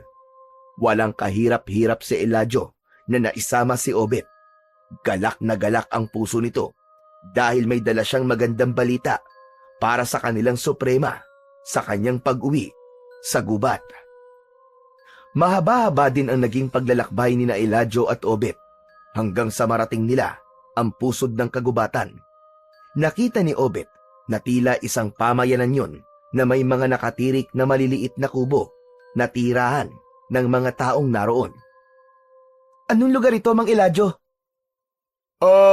Dito ang aming kuta, ang aming pamayanan. Marami kayong nakatira dito? Hindi ganun karami, pero alam naming mas dadami pa kami sa mga darating na panahon. Bakit mo kayo sinama rito? Nasaan yung sinasabi mong gusto ko makita at makausap? Maghintay ka lang dito at tatawagin ko lamang si Suprema. Suprema? Oo, yun ang tawag namin sa aming pinuno. Dinala ni Elijah si Obet sa isang lugar kung saan sila maghaharap ng kanilang lider na si Suprema. Nag-utos pa si Elijah sa mga kasama niya upang ipaghanda ng pagkain ng bata. Sa pagharap ni Elijah sa Suprema ay napakalaki ng pagkakangiti niya dahil alam niyang nagawa niya ang kanyang ipinangako. Ganyan nga, Elijah. Maaasahan ka rin naman pala kahit papano Nasaan ang bata? Nasa lugar ng inyong tanggapan. Naghihintay doon si Obet. Sige, pupuntahan ko siya. At sabihan mo mga alagad natin, hindi natin alam kung anong binabalak ng paslit na isinama mo rito. Kailangan maging handa sila. Hindi tayo dapat maunahan. Gaya ng mga ipinarating sa akin ng kakaibang lakas niya. Ngayong narito siya sa ating kuta. Tignan ko lang kung hanggang saan ang ipinagyayabang niyang kapangyarihan. Malamang, dito na rin siya mamamatay. Samantala, sa isang kubling lugar malapit sa kuta ng mga taong labas, ay naroon ang dalawang nilalang na kanina pa nagmamasid at nag-aantabay. Dahil nga napagplanuhan ni na Obet at Lolo Samuel ang balak nito, kaya mula sa pagkikita pa lamang ni na Obet at Eladio, ay lihim na nagmamanman sina Lolo Samuel at Goyong. Sumunod sila hanggang sa gitna ng gubat. Lolo Samuel, anong gagawin natin? Baka may masama silang gawin sa kaibigan ko. Maghihintay muna tayo, Goyong. Saka alam kong pinaghandaan ni Obet ang pakikipagharap niya sa lider ng mga nilalang na narito. Isa pa alam niya ang kanyang gagawin. Malaking tiwala ko sa kanya. Pero Lolo Samuel, mukhang marami po sila dito. Di ba mga aswang sila? Ang medalyon na taglay ni Obet, hindi siya pababayaan nun. Halika Lolo Samuel, lumapit pa tayo. Nakita ko si Obet. Papalapit sa kanya ang isang babae. Isang babae pa lang kanilang pinuno. Sa lugar na kinaroroonan ni Obet, ay pinuntahan siya ng Suprema. Tignan mo nga naman. Nagkaharap din tayo, bata. Akala ko, matatagalan pa bago kita makaharap. Pero naging mahusay si Eladio upang kumbinsihin ka. Kayong kanilang pinuno? Tama ka. Ako ang kanilang pinuno. Na kung tawagin nila ay Suprema. Na kanilang iginagalang at sinusunod. Kayo rin ang leader ng mga aswang. Napahalakhak si Suprema sa naging tanong ni Obet. Diretsahan ka kung magtanong, bata. Oh, ako nga ang kanilang pinuno. Kung ganon, ikaw pala nag-utos para magasik ng gulo sa baryo Batulaw. Para atakihin ng mga aswang ang baryo at ipasunog mo rin. Oo, tama ka. Ako nga nag-utos sa kanila dahil gusto ko sakupin ang lugar na yon at hikayatin ang mga naninirahan upang sumapi sa aming pangkat. Na pangkat ng masasama. Pangkat ng mga kampo ng kadiliman. Oo, tama ka.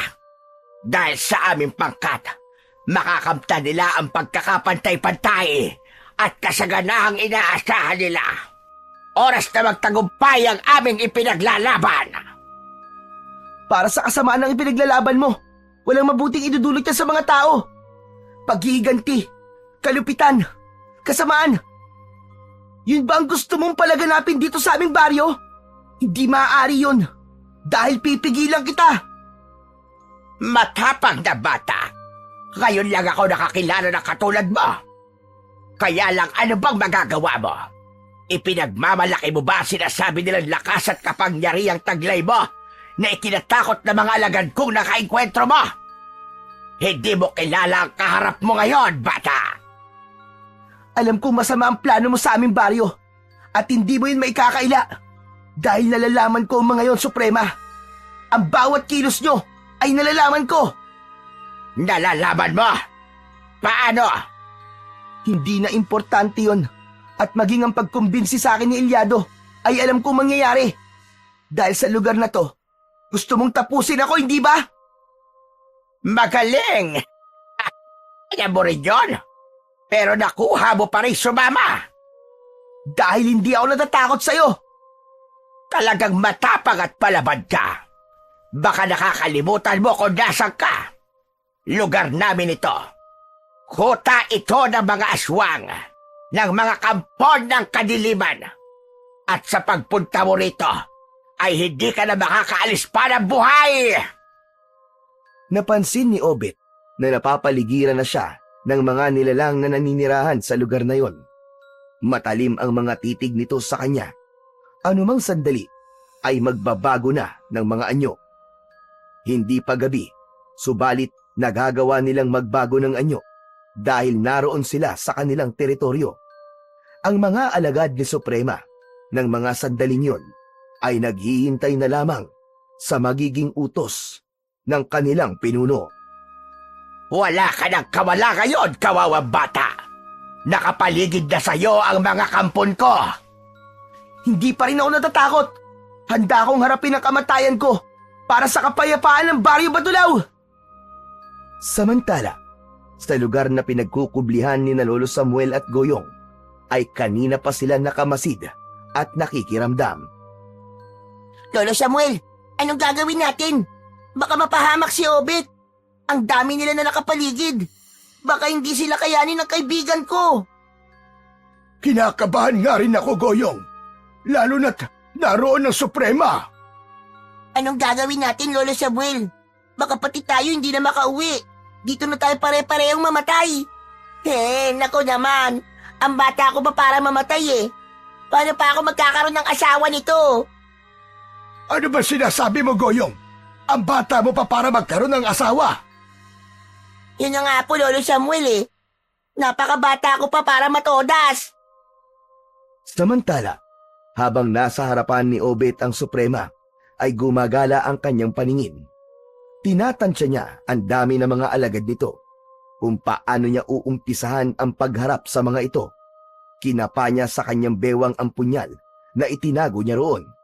Yun lang ang kanyang magiging sandata na gagamitin at ang medalyon na nakapaloob sa kanyang t-shirt. Kaya hindi yun napansin ng Suprema. Dahil sa ginawa mong pagsama kay Eladio, ay para mo na rin inihatid ang sarili mo sa iyong kamatayan. Pero bago pa ako ang humarap sa iyo, dapat dumaan ka muna sa aking mga alagad. Alam kong minsan mo na silang napatakbo, pero iba sa pagkakataong ito. Mas malakas at buo kanilang loob sapagkat nandito sila sa aming teritoryo. Sige mga alagad, bigyan ng leksyon ang hambog na paslit na ito. Akala mo siguro urungan ko sila? Nagkakamali ka, Suprema! Tama na, Satsat. Ipakita mo kayo ng tapang mo. Nagsimula nang magbago ang anyo ng mga alagad ni Suprema. Mga aswang nakauri ng gabunan ang mga ito. Nagbago ang kanilang mga anyo at naging mabalasik at nakakatakot. Agad silang sumugod kay Obet na noon ay nakahanda na sa pag-atake ng mga aswang. Hinawakan ng maigpit ng bata ang punyal na tangi niyang sandata. Idinikit rin niya yon sa medalyon na nasa kanyang dibdib. Umaangil ang mga aswang na lumapit kay Obet. Gamit ang lakas ng isa niyang kamao, ay tumilapo ng isang aswang na tinamaan ng kanyang suntok. Ang iba naman ay natatamaan at nasusugatan ng hawak niyang punyal. Maging ang lakas ng kanyang paa ay nagamit na rin ni Obet. Sa lakas ng kanyang mga sipa, kapag tinatamaan ng kalabang aswang, ay bumubulagta kaagad ito. Kitang-kita ni Lolo Samuel at Goyong ang pakikipaglaban ni Obet sa mga aswang. Pinanood rin yun ng Suprema na hindi maiwasan ang humanga sa taglay na bilis at lakas ng bata. Subalit nalulungkot siya sa kinasasapitan ng kanyang mga alagad na tila isa-isang tumitilapon sa ere sa bawat suntok at sipa ni Obet. Nakita mo na, Suprema! Kakaiba ang lakas ng batang yan! Meron nga palang may pagmamalaki ang uhuging bata na ito. Maliit lang siya, subalit malakas at matapang. Nakikita mo ba ang medalyong suot niya, Suprema? Ayun o! Hindi niya akalain na lumabas yun. Tinago niya sa loob ng kanyang t-shirt. Napansin ko rin yun, Eladio. Malamang, doon nagmumula ang kanyang kakaibang lakas. Tama kayo, Suprema. Yan ang dapat puntiryahin. Kailangan maalis sa katawan ng bata ang suot niyang medalyon. Baka sakaling mapakinabangan din natin yon. Huwag ka mag-alala, mahal na Suprema. Ako ang bahala. Gagawa ko ng paraan upang maalis ko sa kanyang leeg ang kwintas. Oras na mailayo na sa katawan niya. Malamang, manghihina siya at yun na rin ang magiging katapusan niya. Habang abala sa pakikipaglaban si Obet sa mga natitira pang kampo ng kadiliman, ay umikot si Eladio. Nagbago ang kanyang anyo at naging ganap ding aswang. Ang kanyang gagawin ay hindi upang makipaglaban, kundi ang makuha ang medalyong suot ni Obet at mailayo sa katawan nito. Sapagkat walang kamalay-malay ang bata sa pinaplano ni Eladio na nasa anyong aswang na, nagawa niyang makalapit sa likuran ni Obet. Bigla itong dumamba sa bata na ikinagulat naman ito. Nagawang sugatan ni Obet ang halimaw na dumamba sa kanyang likuran. Subalit kasabay ng pagsugat niya ay nahawakan naman nito ang suot niyang medalyon. Sabay hila nito at naputol ang tali nun. Kaya nakuha ni Eladio ang medalyon. Subalit agad din niya yung nabitiwan dahil napaso ang kanyang kamay at naitapon palayo kay Obet. Sa pagkakatanggal sa leeg ni Obet ng medalyon, kasunod nun ay ang unti-unting pagkawala ng kanyang kakaibang lakas. Napaluhod ito sa lupa na tila hapong-hapo. Mula naman sa pinagkukublihan ay napatayo na si Lolo Samuel. Kitang-kita nila ang nangyari sa kanyang apo. Lolo Samuel, ang medalyon, naalis sa leg ni Obet. Hindi ito maaari. Mapapahamak ang aking apo. Paano na po? Kahit tulungan natin si Obet, hindi natin kakayanin sa mga aswang. Kailangan niligtas ko ang aking apo. Teka, Lolo Samuel, saan po kayo pupunta? Hindi siya dapat mapahamak. Kaya kukunin ko ang medalyon upang ihagis muli sa kanya. Nakayuko pa rin sa lupa si Obet. Nakaramdam ito ng pagod. Lumapit naman sa kanya si Suprema na pinagtatatawanan siya. Ipinakita pa nito ang medalyong dinampot niya. Hindi siya napapasok dahil hawak lamang ito sa tali. Hanggang dyan ka na lang pala, batang uhugin. At dito pala nang gagaling sa medalyon na ito ang iyong lakas. Akin na yan! Ibigay mo sa akin yan! At bakit ko naman ibibigay sa iyo to, Aber? Hindi mo na ito makukuha pa sa akin. Pero mukhang wala itong bisa sa gaya namin. Kaya hindi rin namin ito mapakikinabangan. Kaya nga, ibigay mo na yan sa akin! Huwag kang ang hibang. Nakikita ko kung paano mo pinahirapan ang gusto mga alagad ko. Pero tama na yung nakita ko ang husay mo.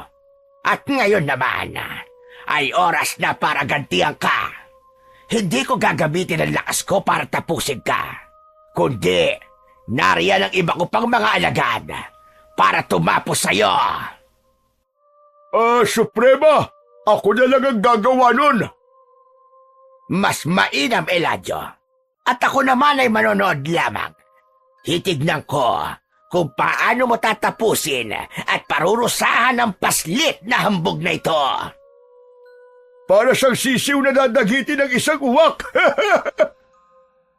Sige na, paslangin mo na ang paslit na yan. Baka mamaya pa'y magkaroon siya ng iba pang kapangyarihan at maisahan pa tayo. Naghanda na si Eladio para sunggaban si Obet nang biglang lumitaw sa isang kubling lugar si Lolo Samuel. Kaya nagulat na may pagtataka ang Suprema. Huwag! Maawa kayo sa apo ko! Huwag niyo siyang sasaktan!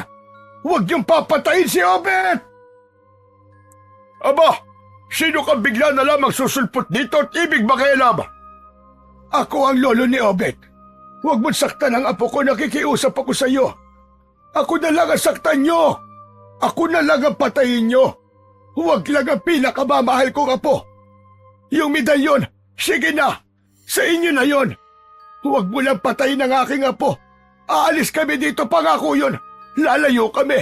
At hindi na kayo pakikialaman pa! Pang nakikiusap at nagmamakaawa si Lolo Samuel kay Eladio na isang aswang ng pagkakataong yun, ay kanina pa pala nakamasid sa matandang lalaki si Suprema. Matamang pinagmasdan ang lolo ni Obet.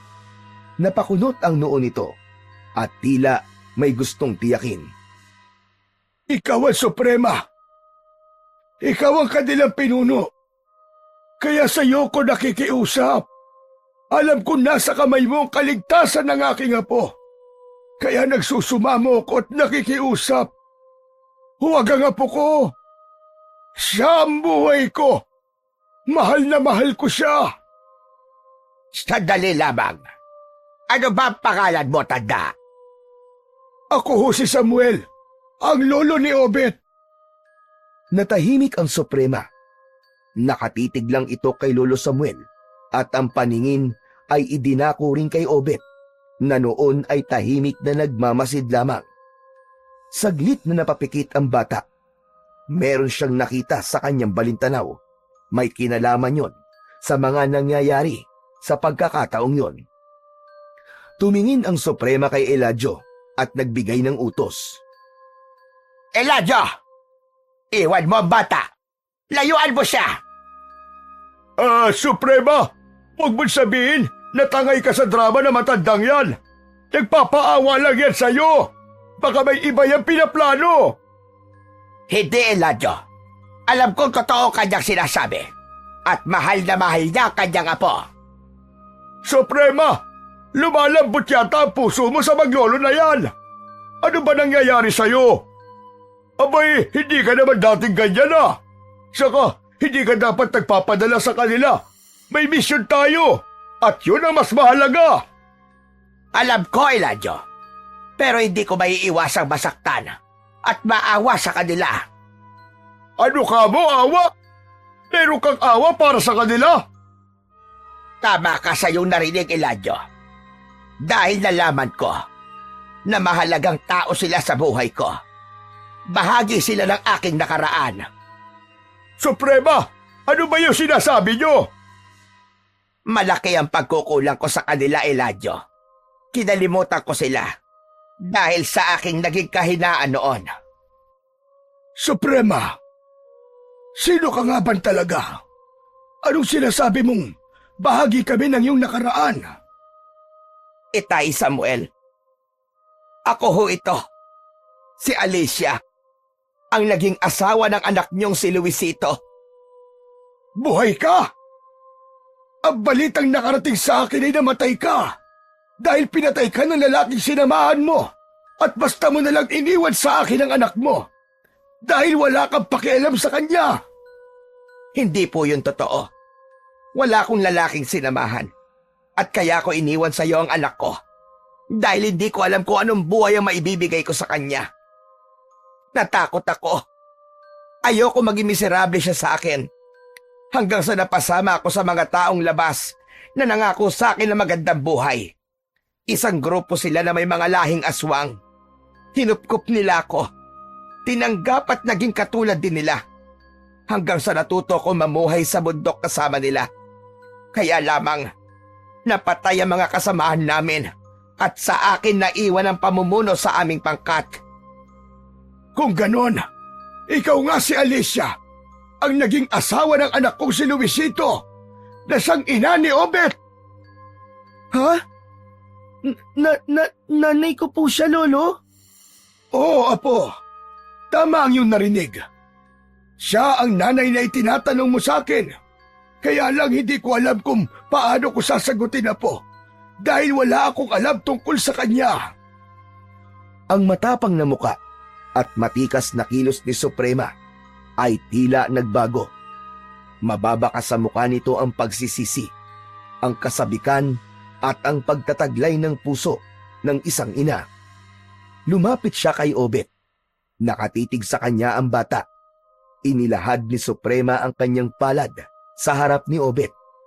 Naroon ang tila paghingi ng kapatawaran. Obet, anak ko! Bagamat nasa isipan ni Obet ang kalituhan at pagkabigla sa mga nangyari, umiral pa rin ang kasabikan niya sa ina. Lalo na ng sandaling yun, ay iba ang nararamdaman ng bata habang nagsusumamo at inilahad ni Suprema ang kanyang mga palad. Ipinatong ng bata ang kanyang kamay sa palad ng babaeng kaharap. Hinawakan ni Suprema ang palad ni Obet. Kasunod nun ay ang pagyakap. Kusa namang napayakap na rin si Obet sa kanyang ina. Ibang-iba ang kanyang pakiramdam nang yakapin siya ni Suprema. May binubulong ang kanilang mga puso. Obet! Obet, anak ko! Patawad! Patawarin mo ko, anak! Nanay! Nanay ko! Hindi na rin kinaya ni Lolo Samuel ang tagpong nakikita niya. Naramdaman na lamang niyang tumutulo ang kanyang luha mula sa kanyang mga mata. Hindi dahil sa kalungkutan, kundi dahil sa sobrang kasiyahan. Sapagkat magkakaroon na ng katuparan ang matagal nang inaasam-asam ni Obet na may tawagin itong nanay. Sa pagkakataong yun, ay tunay niyang ina ang kanyang kayakap. Mula naman sa hindi kalayuan, ay nakikita rin ni Goyong ang mga pangyayari. Napaluan na rin siya nang makitang umiiyak ang kanyang matalik na kaibigan.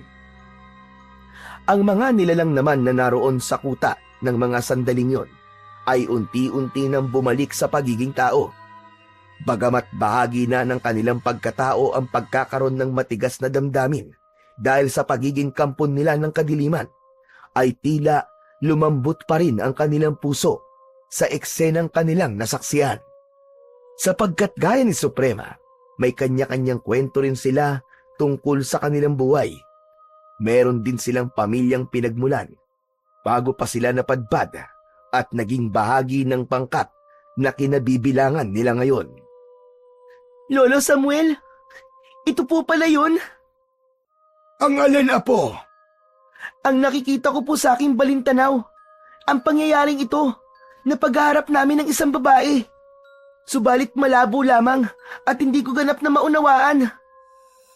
Ibig mong sabihin, nakita mo ang pangyayaring ito, Obet? Opo, nanay. Kaya lamang po, hindi ko po yun masyadong maunawaan. Pero ngayon po, malinaw na po sa akin ang lahat. Obet, anak, napakalaki na naging kasalanan ko sa inyo. At gusto kong makabawi. Babawi ka sa anak mo.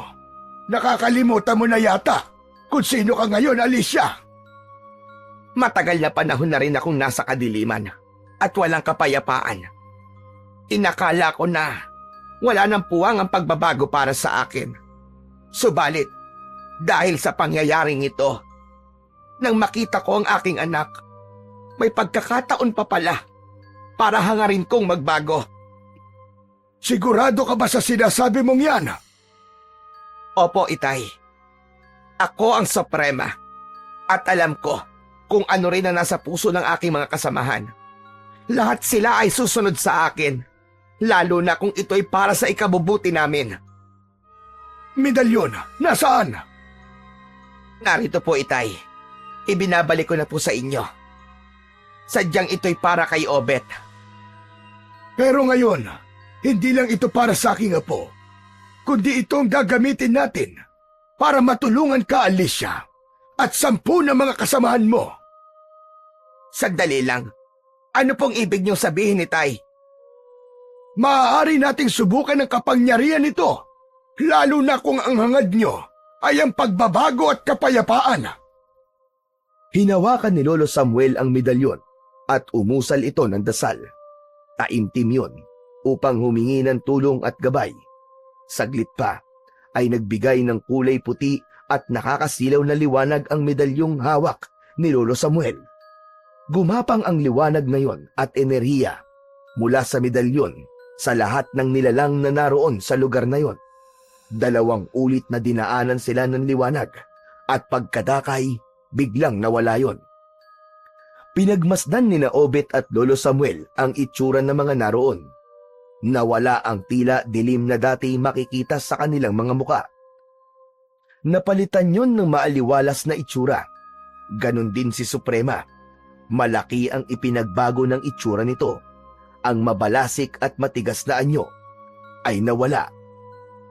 Ibang-iba ang pakiramdam ko ngayon. Inalis ng medalyon ang itim na espiritu na lumukob sa amin. Nagkaroon ng bisa ang medalyon. Tinulungan kayo para makapagbago at simulan ng isang bagong buhay tungo sa kabutihan at kapayapaan. Lolo Samuel, ibig bang sabihin ito? makakasama na natin si nanay sa pag-uwi natin? Oo, apo.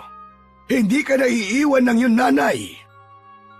Yumakap si Alicia sa anak. Ngayon, mababaon na sa limot si Suprema. Kundi siya na ngayon, si Alicia, ang ina ni Obed. Gagawin ko ang lahat, anak, para makabawi sa mga panahong hindi tayo magkasama. Salamat po, nanay. Ang saya-saya ko po. May nanay na akong ipagmamalaki sa mga kaibigan ko. Pagbaba nila ng kagubatan, kasama ang mga dating tauhan ni Suprema, ay umaasa sila sa isang mas magandang buhay na kanilang inaasam-asam.